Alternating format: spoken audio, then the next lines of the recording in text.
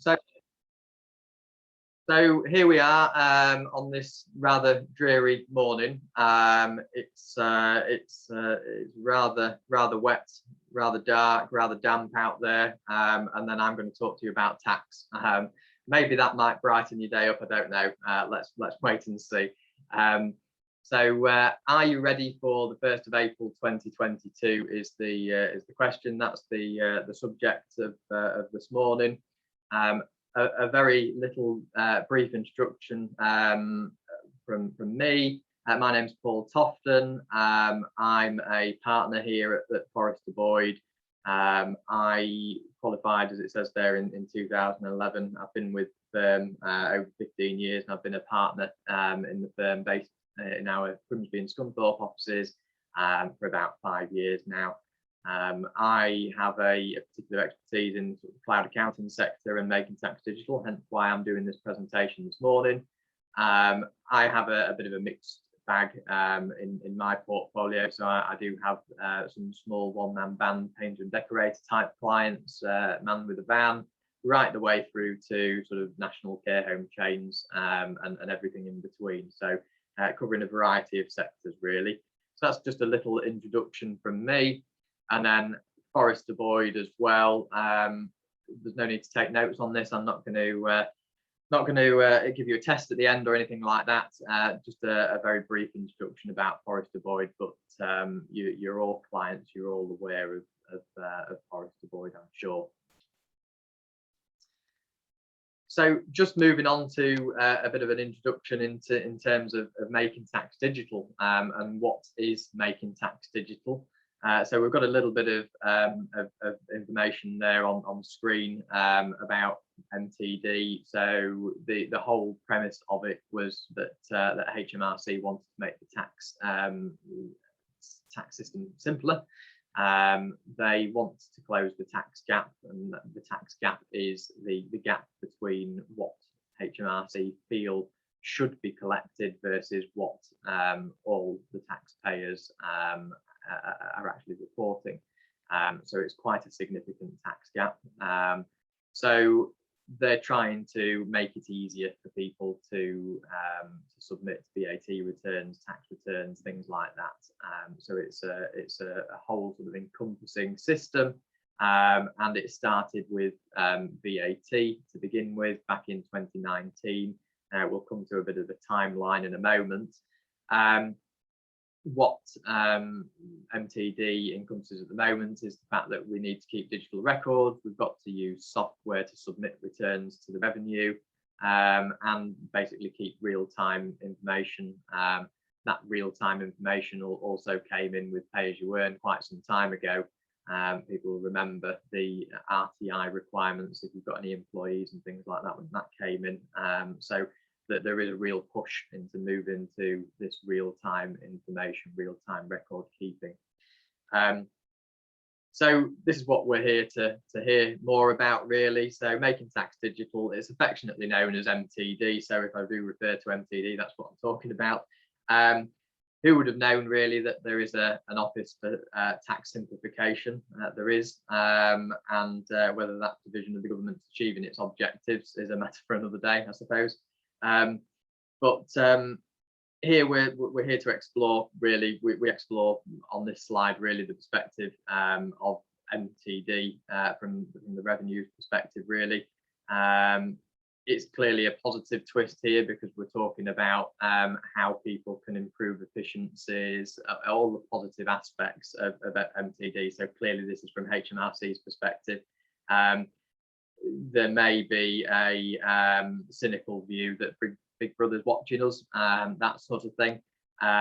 So when HMRC say that they're helping to get people right, what they mean is that 2018-2019 there was an £8.5 billion gap between the tax take and the expectation, and that was down to just avoidable mistakes. That's what they termed it. And so that's why they're saying that if they get the system right, it's going to work for the better of everybody. it's been widely publicised, really, even pre-pandemic, that HMRC resources are very stretched. So there is more and more of a requirement for technology to support in this area, really. Anybody that's tried to contact the revenue in recent years on the telephone has probably sat on the phone. If they've managed to get through to anybody, they've probably been on hold for quite some time. So yeah, technology is a requirement here, because I doubt that they're going to throw any more bodies at call centres and things like that now, based on their recent changes. Technology is clearly not going away. HMRC have invested in a supercomputer, which that is a system that they call HMRC Connect. They've spent about £100 million on that system. So clearly they want to make that work. Again, the whole basis is that they want to reduce that tax gap that I referred to earlier. That system really is a bit of a spider web of systems. So it's linking up various things like land registry details, DVLA records, things like that, bank information, credit card companies, companies like eBay, things like that. So it's growing a spider web, creating profiles on individuals and making sure that agrees back to the returns that people are submitting, or within a reasonable boundary, of course. So the chances are, if things don't agree from the profile that they create from all this spider web of systems back to what the taxpayer is recording, the chances are you're probably going to get a letter through the door, automated or not, and you're going to probably have to answer a few questions. Sometimes those questions make no sense, and sometimes it is an automated letter that comes through, and it can very easily be batted away because it doesn't make any sense. But clearly, this just gives you a bit of a flavour for the technology aspect of HMRC and the way that they're moving.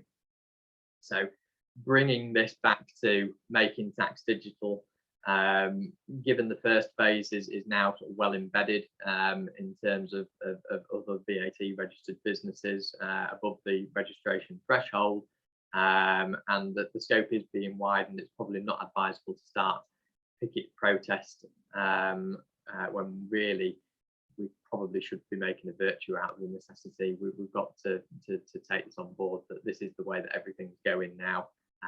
We can't really protest against it now, and make the most of it, really. So moving on to the timetable. So this was the timetable of making tax digital. So it was announced in the 2015 budget. If we cast our minds back, George Osborne, it's a long and distant memory now, but George Osborne referred to the death of the tax return and said that over the next 5 years it will be phased out. Yet here we are, nearly 2022, and we're still filing tax returns in exactly the same way as we were back at that point in time. So clearly it's not happened as quickly as expected. And what George Osborne didn't refer to was the fact that the death of the tax return as we knew it would actually mean that it was going to be replaced eventually with 4 mini tax returns throughout the year and sort of a year-end wrap up. So less sort of death of the tax return, more birth of 5 new tax offspring, if you like. So that's a sign of things to come still. April 2019, that's, as I said earlier, that's when VAT registered businesses above the VAT registration threshold, which is currently £85,000, had to start complying with the Making Tax Digital for VAT rules. That was obviously delayed somewhat from the original deadlines to April 19. The scope of it has been widened. Again, that was delayed. But now we're in the period of planning for April 2022. So VAT registered businesses now below that VAT registration threshold will now have to start complying from April 22. Hence the subject title of being, are we ready for that date? So yeah, there've clearly been delays along the way. There were many IT issues that they needed to get ironed out, and then obviously more recently they deferred things because of the global pandemic that's hit us. We have had some further guidance on how it's going to affect things moving forward beyond April 2022 as well. So making tax digital will be expanded out into income tax. So once we've managed to get our heads around the VAT side of things and make sure that that's working, it's going to be rolled out for income tax purposes. So self-employed businesses or landlords with income over £10,000, so that's income, not profit, and that's income from all sources of self-employment and landlord income, then they will have to comply with it. And this is coming back to the 4 returns mid-year, in year, for the 4 quarters of the year, and then a mini return at the end of the period as well, which will eventually replace the self-assessment tax return as we know it. So that's the plan for April 2024. There's not lots and lots of information about how that will look, because we're still probably about 2.5 years away from that, and whether or not that gets deferred anymore, we don't know. It's just been deferred. It was planned to come in April 23, been deferred to April 24, so it may not be deferred anymore, but we'll wait and see. April 25 is when Make Tax Digital will hopefully roll out from the revenue point of view. For general partnerships, so that's partnerships where we've got individuals as partners within the business. If we've got partners that are sort of corporate entities, things like that, a bit more complex, they won't have to comply at that point in time. That'll probably come slightly later.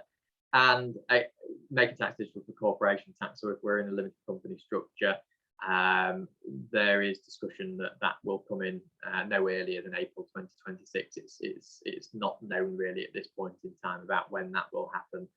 They're trying to do everything in phases, and as I mentioned regarding the 2015 budget, the plan was that this would be phased in over 5 years, and it has been delayed somewhat. So we'll wait and see on that one. We'll give you an update nearer the time, but let's just focus on what we're here to talk about now, which is the VAT side. So here we are. Essentially, VAT registered businesses that are not already mandated is what we're looking at. So typically these will be smaller businesses with a turnover below the compulsory registration limit of £85,000. That's who it's going to affect in April 2022. So hopefully there's no surprises there. Hopefully we outlined that in enough detail when we sent the invites out. Here we just refer to the fact that that's approximately going to affect 1.1 million VAT registered businesses. That's HMRC's expectation. And in terms of when it affects people, we've referred to the fact that it's April 2022 we've got to be ready for. It's your first VAT quarter starting on or after the 1st of April 2022. So if you are submitting calendar quarter VAT returns, so say your April, May, June quarter, that will have to be compliant. Other businesses do have different quarterly VAT periods. So, for example, if your VAT quarters are sort of February, quarter end, May, August, November, in that sort of setup, you won't need to be compliant until that period, that VAT period that starts from the 1st of June. So it's your June, July, August return. So it's your first full VAT quarter starting on or after the 1st of April 2022. So some people on this session today might be able to breathe a sigh of relief that they've got an extra couple of months. They don't have to necessarily start from the 1st of April 2022. So that's just a quick word on there. Also, probably just worth a word on exemptions. So many people, when I first did my MTD seminars in person, I dotted around all the different offices and had various different sessions on this. A lot of people were quite interested in the exemptions and could they be exempted from actually filing their VAT returns in line with Making Tax Digital requirements. There are some exemptions, some exemptions available, which mean that you wouldn't have to do it. But these generally are typically people that are digitally excluded. So maybe that's because of age or disability or remoteness of location. For example, if you live in the middle of nowhere and you don't have an internet connection at all, then again, you may have the opportunity to be excluded from this. However, the chances are you've probably already got an exemption in place already with VAT, because at the moment you'll be submitting VAT returns online anyway, and that's been a requirement for quite some time. So the chances are, if you are exempt or there's an opportunity to be exempt, you probably are already exempt anyway, and those exemptions will carry across from the normal VAT system into Making Tax Digital. There's also another exemption available for people with based on the religious beliefs that they follow. So if you're part of a member of a religion that doesn't believe in technology, and this is the point at which I had quite a few people in previous seminars rubbing their hands together and saying that they were going to join a new religion, meaning that they didn't have to do this. Put this bluntly, the chances of you being able to rely on that technicality to avoid Making Tax Digital registration is probably next to none. So probably not worth celebrating just yet. So on to the requirements. So this essentially defines the requirement to keep digital records. Just cover off here really that businesses do need to register for Making Tax Digital. It's not sort of an automated thing. The revenue won't suddenly just enroll you for Making Tax Digital. You will have to do it, and typically it can take about 3 days to register. That's what we found back in the original phase when we were doing that and assisting our clients with that. It generally took 3 days. So here I just need to make you aware that we don't want to be trying to enroll for Making Tax Digital at the very last moment. So if you're about to submit your VAT return and you're a day before the deadline, you really don't want to be leaving it that late, because you might not get it done in time. So you can submit it sooner. You can register for Making Tax Digital voluntarily. You can start submitting them now if you really wanted to. That's entirely up to you. If you want to have a chat to your advisor at Forrester about doing that, you can do. Now, essentially, the requirements here that we touch upon are referring to digital requirements. So we need to store information digitally in a system. It can be a single system. It can be a set of systems. If it's a set of systems, they've got to be digitally linked.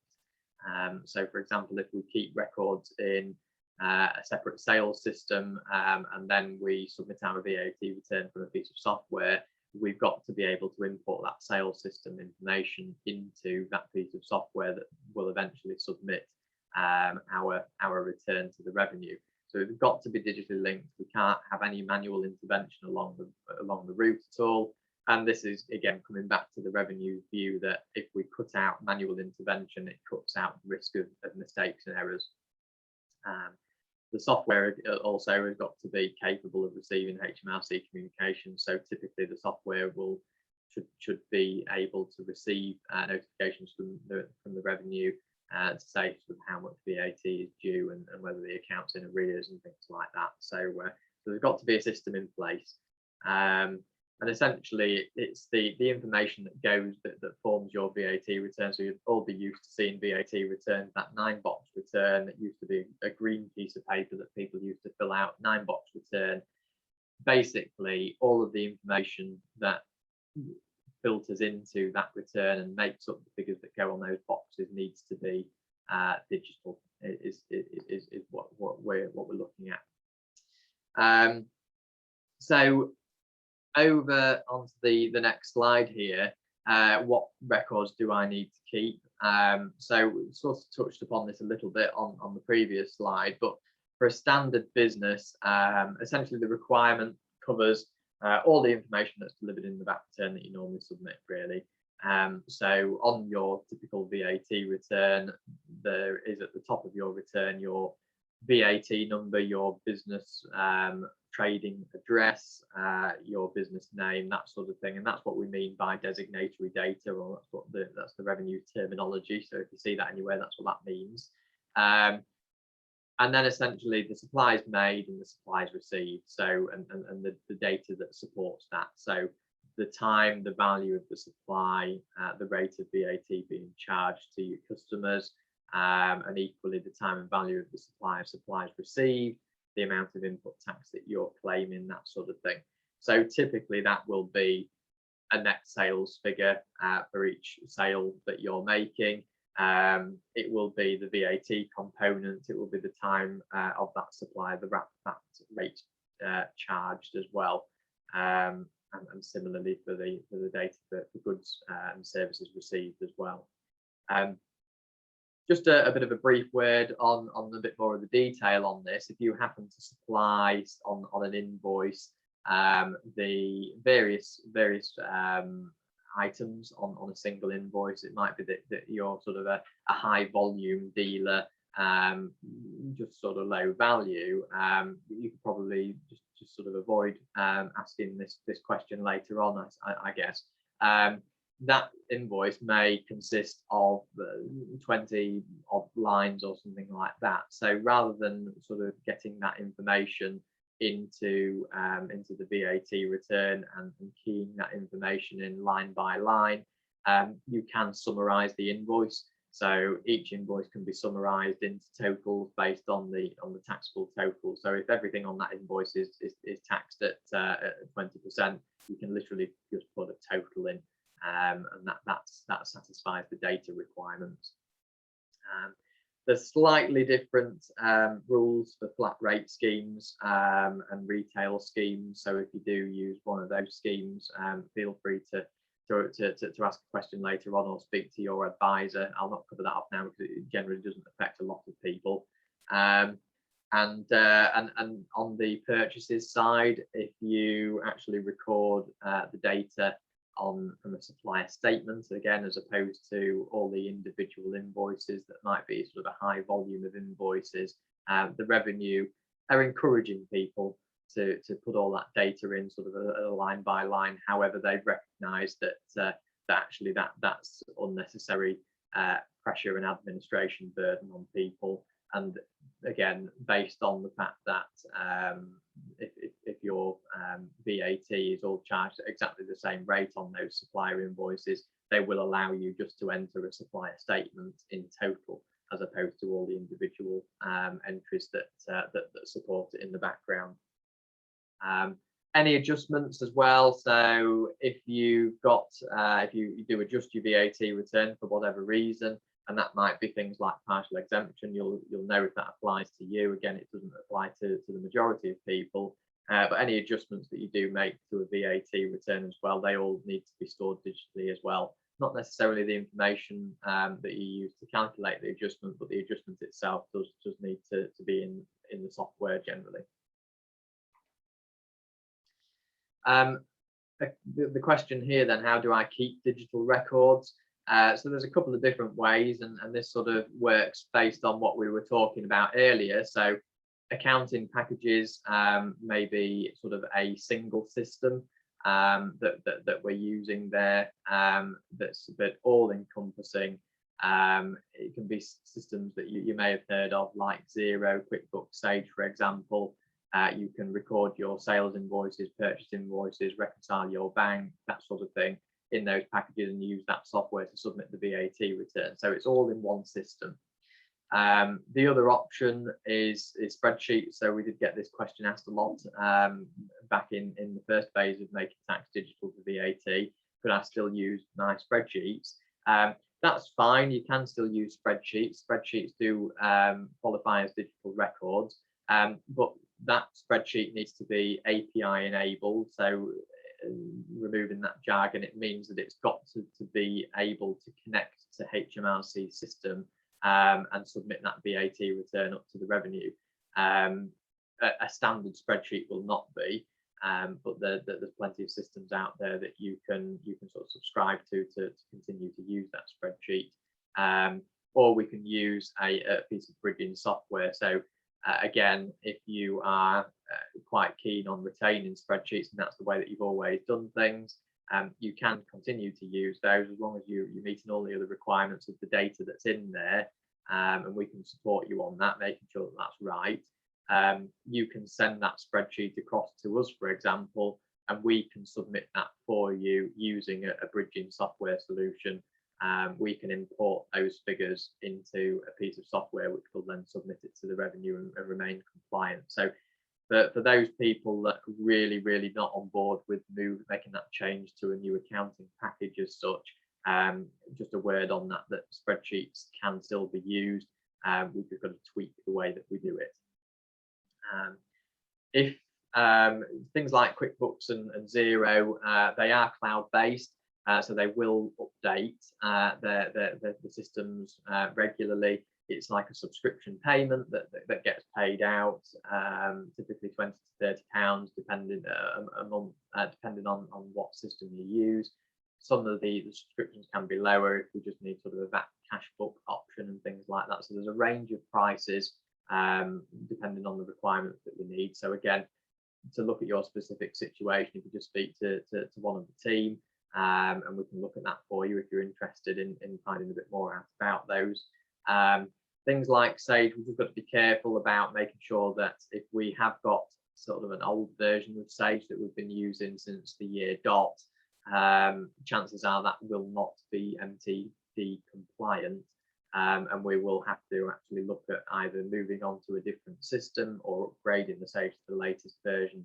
Again, from the previous conversations that we've had with the first phase of Making Tax Digital, quite a few clients were out there saying, well, I've got Sage, it's not a problem. It turned out that they've got a Sage on a CD-ROM about 10 to 15 years ago, and that's what they've been using ever since. So that itself would not be Making Tax Digital compliant.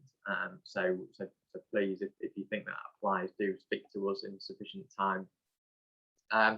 Digital links are important. So if we do have these spreadsheets or different systems that are sort of feeding into one VAT return at the end of the day, then we do need to make sure that they are digitally linked. So I mentioned this briefly earlier, really, about different systems linking, so importing and exporting your Excel, CSV files, things like that, not a problem at all. Sending an email, so sending your spreadsheet across to the accountant who's then going to link it up to submit it online again. That's a digital link, it's absolutely fine.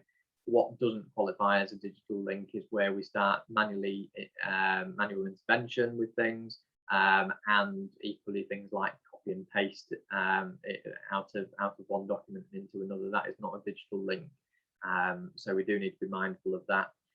There are penalties for non-compliance, particularly in connection with not having the digital links in place. There was a soft landing approach first time round, and that allowed people a couple of years to get into that mindset of having digital links. There's been no further discussion about whether the soft landing approach will apply from April 2022 for the smaller businesses that are going to have to comply. So we'll wait and see on that one, whether that does apply or whether HMRC just think, well, accountants and the general business domain should be aware of that by now. I don't really know what their thought is on that at this stage. So we just do need to be mindful. So please, again, if you're concerned about any digital links, please speak to us. So that really covers off the requirements of Making Tax Digital and the data that needs to be within it, and what we need to maintain, preserve, that sort of thing. So that's a bit of a whiz through the requirements.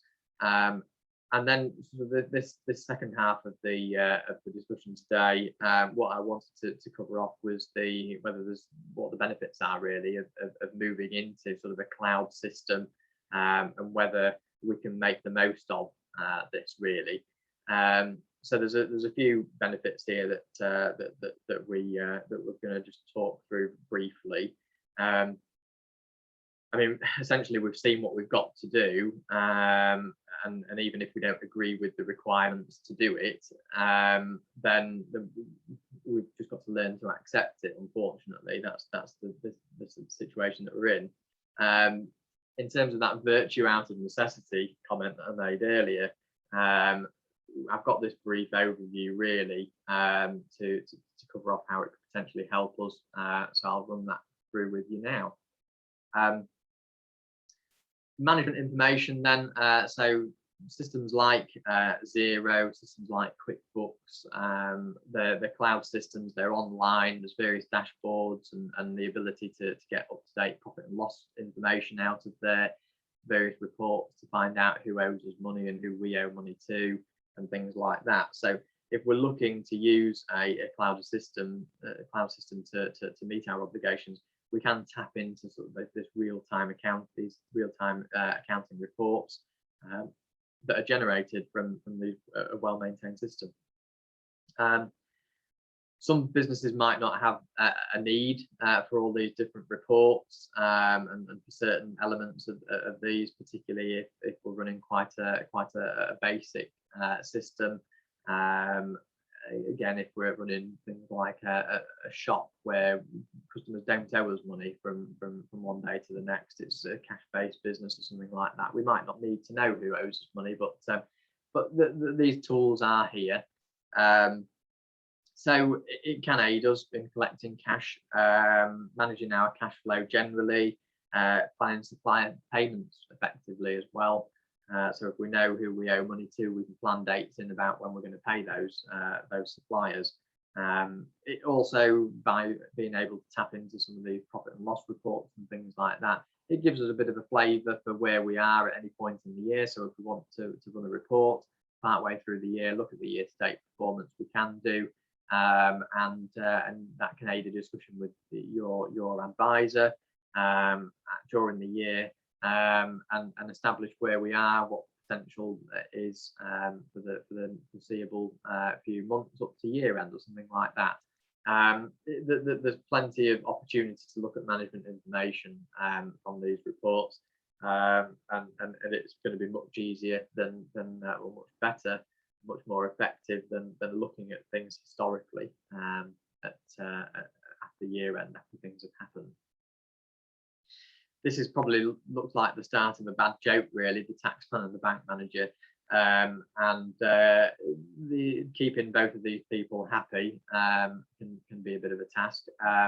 But I in particular, and across the firm, really, we're hearing increasingly of bank managers wanting to see interim information, financial information, particularly if you have arranged overdrafts or loans or things like that, or any finance with the bank at all. They are quite keen on seeing interim information, and I've had a case recently where they're not willing to renew overdrafts and things like that unless they see some up-to-date financial information and things like this. So it's also an opportunity to sort of keep them at bay, really, and keep them satisfied, because we don't want to be in a position where they enforce us to sort of repay an overdraft or not renew an overdraft. It can cause us problems from a trading point of view.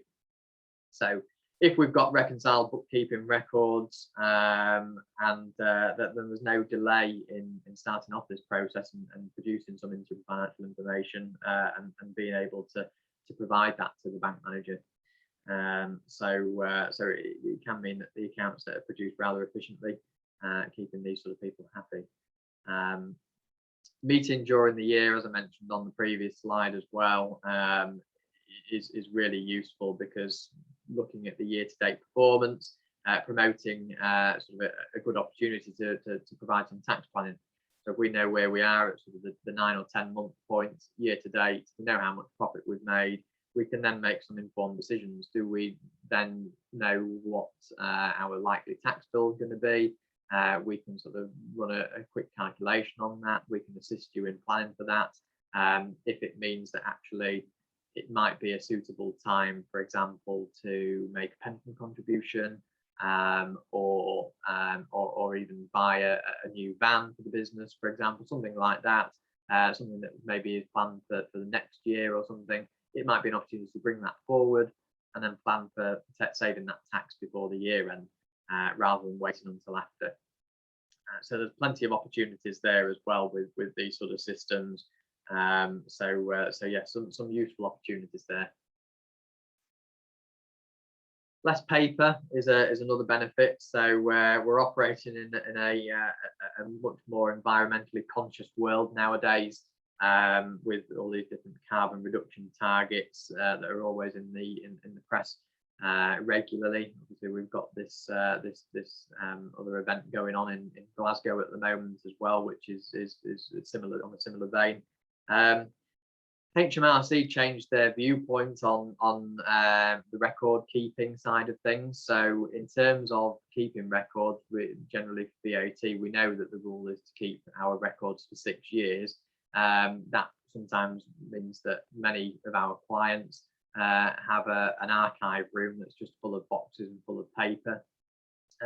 HMRC changed their viewpoint on this as we sort of moved into the making tax digital phases a couple of years back. And accepted that if we are scanning in our purchase invoices and storing them in the cloud systems, like Xero, like QuickBooks, there is a digital copy on the system. So we wouldn't therefore have to retain the original document. So that allowed us to then actually dispense with the requirement to hold all these paper copies, and get that archive room back. So that is now HMRC guidance. So as long as there is a digital copy of the original document on the system somewhere, we can remove the requirement to have the original paper copy. Equally, if people are customers, suppliers, we communicate a lot over email. If we're receiving purchase invoices over email, there's no requirement to print them out and put them on a file. We can just sort of pull that across into our system, and again, we've got that digital record there of the invoice. So again, no requirement for the paper side of things. We can use various different apps and things to scan our invoices in and lift information and put them in, which I'll touch upon briefly in a moment. There's the odd statutory requirement still to have the odd document here and there in its original form. So if you have any import tax certificates, they're known as C79 certificates, they do need to be retained in their original form, but that's just sort of a very, very minor quirk. The majority of sort of new standard supplier invoices will be fine to be destroyed as long as you've got the digital copy. And similarly, things like the cloud system will allow you to import your bank transactions into them directly. So if you do still get bank statements in paper copy, you won't need to necessarily have them anymore.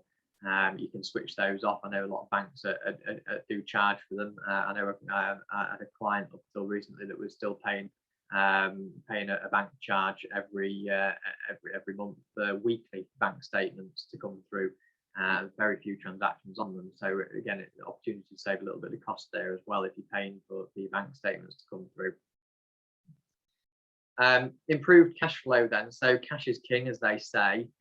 We've got the ability here with these cloud systems to improve the speed of our invoicing, manage our overdue accounts, and automate the chasing. So this is where I have seen some benefits actually firsthand. So we've had situations where, say, a gas fitter, for example, that's going out and repairing a leaky boiler, can go back to their van after they've fixed the boiler, send the invoice out straight away over the phone, because you can log into these systems wherever you've got an internet connection, whether that's on an iPad or a smartphone or a laptop or whatever. So being able to send an invoice over these sort of systems straight away when you get back to the van before you move on to the next job has been really useful. the risk otherwise. The previous system that this individual was using was to have job sheets all written out manually, and they all sat on the dashboard of the van until you couldn't see where you were driving, and then they got taken into the house to be typed up and invoiced out. So speedy invoicing hopefully helps with sort of some improved cash flow, really. So you've got some benefits there from a cash flow point of view. Just picking up on time saving, so this is where the apps come in. So there's plenty of apps out there, hundreds, if not thousands now, of apps that connect to these systems. So things like Xero, things like QuickBooks, these systems, these platforms, they will work in their own right. That generally satisfies the majority of clients. However, there probably are some very niche apps out there that might help things to be improved even further, improve efficiency even more. So that's probably one for another day. But yeah, the general stack really of how we advise clients is to make sure that we're doing the basics, really. So make sure that we've got the online banking connected to the cloud accounting software. Make sure that any purchase invoices that we're receiving in paper are being scanned in and imported efficiently that way, and managing other bits and pieces in that sort of way, really. It can be time saving, really. Lots of tools there to help us. Just picking up on the accounting software briefly, I've mentioned things like Xero, like QuickBooks, like Sage. They're sort of the three sort of well-known industry platforms, really, that people are using in the cloud accountancy arena. There are, however, around 550 products out there that are making tax digital compliant. And these tend to be these API-enabled spreadsheets and things like that. So there's plenty of options out there. So it's worth sort of looking at these systems to make sure that we know, therefore, how we're going to comply come April 2022. If you've heard me talk about cloud accounting before, apologies, first of all. This would be quite a boring presentation if you have. But I'm going to refer to something that I do generally pick up, in that these accounting systems are, I refer to them as sausage machines. The sausage machine only works based on the ingredients that are put into it. We're only going to get a good sausage out the end if we've put in all the right ingredients and we supervise that machine in an effective way. So a Xero system, a QuickBooks system, a Sage system, we can invest in it, and we can just haphazardly use it, but we're not going to get any useful information out the other end of it. So we do need to make sure that anything that we put into this system is good quality, and then we can get some good quality financial information out the other end of it if we want to rely on it, if we want to make any informed decisions, that sort of thing. We need to make sure that we're monitoring what goes into it. So that's my sausage machine analogy, anyway. So what to do now, really, is sort of my final word. We do need to make a plan, and as I said earlier, don't wait until the last minute. We do need to register, if nothing else. We do need to register for Making Tax Digital, so we need to have a few days at least before your first obligation to register. Technology is this is technology at the end of the day. Machine learning and things like that, artificial intelligence, it's on the rise. It's not all sort of Terminator and that sort of thing, but it is on the rise. Machines do learn how we process things. They do try and make our lives easier, but the technology itself is not clever. The technology itself does not have a brain. It's been programmed by somebody that does have a brain, though, and it's learnt in that respect. So they are continually evolving. It is automating a lot of the processes and some of the more mundane tasks that we generally do from a bookkeeping perspective, and what you are doing in your businesses really. But the hope is really that these sort of the efficiencies that they create will allow us to either sort of have more free time to ourselves, or of course focus on what we do best and going out and doing the selling and doing the work rather than the admin instead. Yeah, I mean, a computer generally can calculate two different scenarios. You can give it two scenarios and say, right, well, which is the better, which is going to be the most tax advantageous for me. It will work out, it will tell you two figures. It might even tell you that option A or option B is better. However, it is no replacement for human advice, and what's right in the current circumstances may be completely different to what a computer says, because a computer does not have that human understanding. Yeah, please do ask for help. That's the conclusion on that. Is that please don't just rely on these systems to just work in the background and solve all of our problems. There is some human input required, and the advice and what to do with the information that comes out of these systems is worthy of a discussion really with your advisor. So talk to us really. There's my details on the screen here. So this is my email address, but equally you'll all have your own advisors that you're speaking to at Forrester Boyd. I'm more sort of the spokesperson that's been brought in with the knowledge in this area. Although all of our staff are obviously aware of Making Tax Digital. As I say, we've been processing Making Tax Digital VAT returns for a significant portion of our clients for a good couple of years now. So all of our staff are generally aware of Making Tax Digital. So feel free to please speak to your advisor if you've got any specific questions about your business and how it affects you and what the right approach is for you, particularly if you would like their input on what system's best for you as well. Because they'll be aware of what sort of spreadsheets you're using, what data goes into them, that sort of thing. So please do feel free to speak to them. All the questions don't necessarily have to be filtered through me at all, but my details are here if you've got any questions about today's seminar after we've all logged off. Generally, things come to us later on during the day, and we wish that we'd got the opportunity to ask the question. So there it is.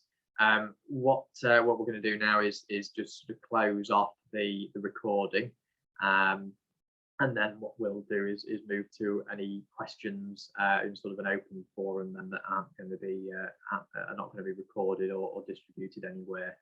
So feel free to ask when the recording stops.